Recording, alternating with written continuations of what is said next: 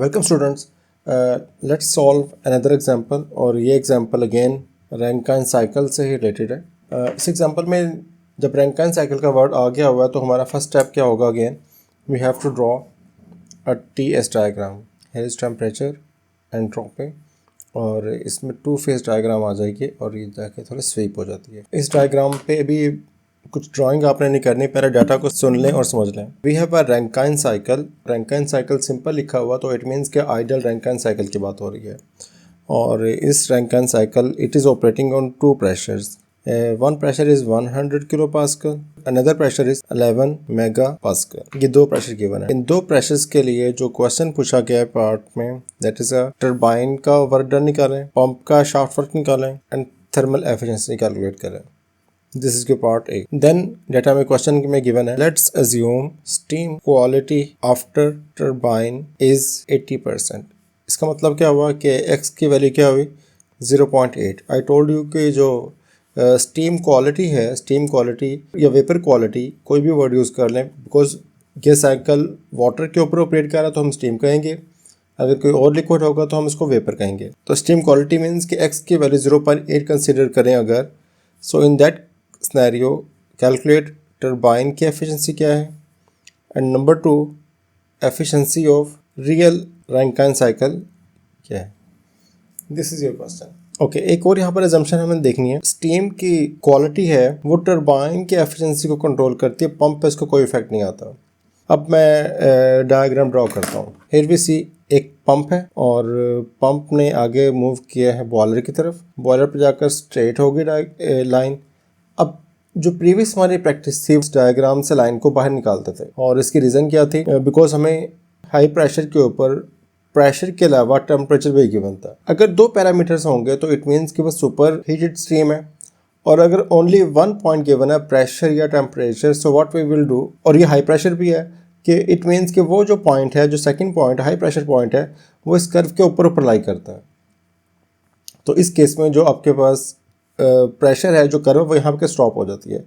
Curve stop होके फिर वो नीचे आती है, और this is your turbine region. ये पंप का स्टार्ट है। This is your point 1, 2, 3 and 4। Previous क्या था, हम लोग इसको एक्सटेंड करते थे, एक्सटेंड करके लाते नीचे ही थे, लेकिन वहाँ पर दो वेरिएबल आते थे, यहाँ पर ओनली वन वेरिएबल है। प्रैक्टिस वही है। हमें कोई भी शाफ्ट वर्क निकालना हो, एफिशिएंसी निकालनी हो, हीट ड्यूटी निकालनी हो, हमें हर पॉइंट के ऊपर एंथैल्पी निकालनी है। Let's start with point number 2। At point 2 H2 क्या होगा? वो होगा G H2 of vapour, because this is अगर मैं इस कर्व को टू पार्ट्स में डिवाइड करूँ तो L4 left hand and L4 liquid and V4 vapour. Right hand पे आपके पास वेपर्स हैं, left hand liquid and right hand for vapours के लिए। अब ये पॉइंट, ये जो कर्व का ये पॉइंट है, ये वेपर सैचुरेटेड रीजन है, तो मैं यहाँ पर वेपर मेंशन करूँगा। अपने टेबल पर जाऊँगा, स्टीम टेबल पर जाकर व्हाट आई विल रीड, मैं 11, मैं ये भी लिख देता हूँ बिकॉज मैंने ये भी स्टूडेंट्स की मिस्टेक देखी थी कि एक्चुअली 11 मेगा पास्कल इक्वल है 11,000 किलो पास्कल के। तो मैं टेबल पे जाऊंगा, 11,000 के रीजन पर जाकर सैचुरेटेड वेपर को जाकर स्टडी करूंगा कि एंथैल्पी क्या है, और इसकी वैल्यू बुक में लिखी हुई है 2709.3 किलो जाउल पर केजी। इसी पॉइंट के ऊपर जैसे आपको हमने देखा था कि यहाँ पर एंट्रोपी भी निकालने, तो एंट्रोपी नीचे आ जाएगी बिकॉज आइसेंट्रोपिक स्टेप है। सो S2 will be equal to S3 and it will be equal to S3 of vapor, और S3 of vapor आप टेबल पे देखेंगे, इसकी वैल्यू लिखी हुई है 5.5595 किलो जॉल पर केजी पर केल्विन। ये एंट्रोपी के पॉइंट के ऊपर वैल्यू आ गई है। देन हम लोग एट पॉइंट 3 पे मूव करूँ। एट पॉइंट 3 अब मैं डायरेक्टली लिख रहा हूँ, आप लोग इसको सॉल्व कीजिएगा और देखिएगा कि इस सिस्टम के लिए अभी पार्ट A चल रहा है ना हमारा, ये पार्ट A है and this is your part number B। इस पॉइंट के लिए, पॉइंट 3 के लिए, आई हैव टू कैलकुलेट x3, और मैं डायरेक्टली आंसर लिख रहा हूँ। x3 का आंसर आता है 0.70। स्टीम क्वालिटी आई है आइडियल साइकिल के लिए 0.70। Then I will calculate H3, calculate करता हूँ, और वो कैलकुलेट करने के बाद H3 है उसका आंसर आ जाएगा 2002.51 किलो जाउल पर केजी। मेरे पास H2 निकला है, H3 निकला है। Now I will move towards at point 4 पर मेरे पास प्रेशर कितना है? 100 किलो पास्कल है, तो मैं 100 किलो पास्कल पर जाकर टेबल को स्टडी करूँगा। तो H4 मेरे पास किसके इक्वल होगा, H4 ऑफ L के इक्वल होगा, और इसकी वैल्यू डायरेक्टली टेबल से मैं रीड कर लूँगा। That is equal to 417.5 kilo joule पर kg। एंथैल्पी 8.4 भी निकल आई है। एट पॉइंट वन पर जाने के लिए हमने पंप का शाफ्ट वर्क कैलकुलेट किया था, फार्मूला यूज़ किया था। तो W pump was equal to volume of liquid. Liquid से मतलब क्या है कि 0.4 पर जो लिक्विड होगा उसका volume multiply by P final minus initial. तो पी फाइनल एक्चुअली P1 है माइनस P4 इनिशियल है। यहाँ पर मुझे वॉल्यूम चाहिए होगा, तो 0.4 के ऊपर इसका आंसर है 1.037 मीटर क्यूब पर kg। ये वैल्यू मैंने इंसर्ट की 1.037। P1 11,000 किलो पास्कल था, तो 11,000 माइनस 100 किया तो मेरे पास शाफ्ट वर्क का डायरेक्टली आंसर निकलता है। डायरेक्टली तो नहीं, actually 15.54 kilo joule per kg pump का शाफ्ट वर्क निकला है। और पंप का शाफ्ट वर्क हमारा क्वेश्चन में रिक्वायर्ड था कि वो कैलकुलेट करके दें। ये एक वैल्यू मेरी निकल आई है। एक्चुअली शाफ्ट वर्क किसके इक्वल है, final enthalpy minus initial enthalpy, H1 minus H4।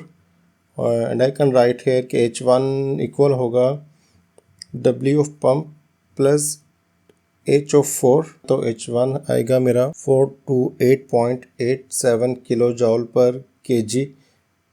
ये H1 आ गया। तो H1 भी आ गया, H2 भी आ गया, H3 भी आ गया, H4 भी आ गया। ये तमाम वैल्यू मैंने निकाल ली हैं। Now I will find out the efficiency of Rankine के modulus of total shaft work divide by Q of boiler. या हम कह सकते हैं टोटल हीट क्यू नेट का modulus divide by Q of input. दोनों फार्मूले आंसर दोनों का सेम आता है, मतलब W of S equal to total heat input total net heat के इक्वल होता है। Q input actually Q boiler का ही है, तो ये डायरेक्टली लिख दिया। तो मुझे ये 4 वैल्यू कैलकुलेट करनी है। शाफ्ट वर्क ऑफ पंप मैं पहले निकाल चुका हूँ, ये वैल्यू लिखी हुई है। Now I have to find out W of turbine. तो by using diagram I can see कि H3 minus H2 will be the shaft work of turbine. तो H3 minus H2 702.94 kilo joule पर kg। आप लोग कह रहे होंगे sir page बचा रहे हैं, लेकिन मुझे ये सारी वैल्यू ना देख के दोबारा लिखनी पड़ेंगे, otherwise that's why I am using the same area. तो WT आ गया। Now I have to calculate WFS आएगा shaft work of turbine minus shaft work of pump, और शाफ्ट ऑफ टर्बाइन निकला था 702.94 minus 15.54 and this is equal to 691.57 kilo joule per kg। Q boiler रह गया जी। Q of boiler will be equal to enthalpy of final minus enthalpy of initial. It is equal to 2276.58 kilo joule per kg। Efficiency आ 691.57 divide by ये total heat input 2276.58 and this is equal to 30.38% efficiency आ गई है। तो part A actually हो गया। देखिए part A में हम लोगों ने क्या निकालना था, एफिशिएंसी रैंकाइन का निकालना था, वो मैंने निकाल लिया, 30.38 आ गया। वर्क डन ऑफ टर्बाइन निकालना था, वर्क डन ऑफ टर्बाइन मेरा निकाला है, this is work done of turbine. और वर्क डन ऑफ पंप निकालना था कि वर्क डन ऑफ पंप निकला है, ये निकला 15.54। तो आप जब भी आंसर लिखें, फाइनल आंसर लिखें सारे स्टेप के बाद, तो उसको हाईलाइट कर दें कि ये आंसर इसको रिकमेंड करते। तो पार्ट ए का पार्ट जो स्टेप थे वो सारे कंप्लीट हो गए। अब ये देखें यहाँ पर एक्स की वैल्यू ना हमने जब कैलकुलेट की थी बाय यूजिंग लीवर रूल, ये भूलिएगा नहीं, ये मैंने लीवर रूल से वैल्यू निकाली है एक्स की वैल्यू। एनीवेज, अब इस क्वेश्चन में हमें बाय फोर्स कहा गया है कि एज्यूम करें कि आप स्टीम की क्वालिटी आफ्टर टर्बाइन 0.8 है। तो मुझे एक्स की वैल्यू 0.8 गिवन है। So what I will do कि मैं इस एक्स के लिए 0.8 के लिए मैं दोबारा H3 निकालूंगा। एक्चुअली क्या होगा, अगर 0.7 था आंसर, तो आपको पता होना चाहिए जैसे जैसे मैं 0.8 की तरफ मूव करूंगा तो मैं वेपर रीजन की तरफ मूव करूँगा। तो 0.8 एक्चुअली कोई इस पॉइंट पर लाई करता है।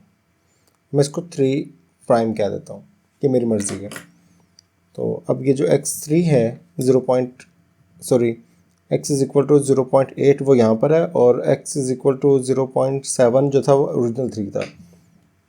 तो by using the same method I will calculate the new h3 prime. Now let us talk about part B.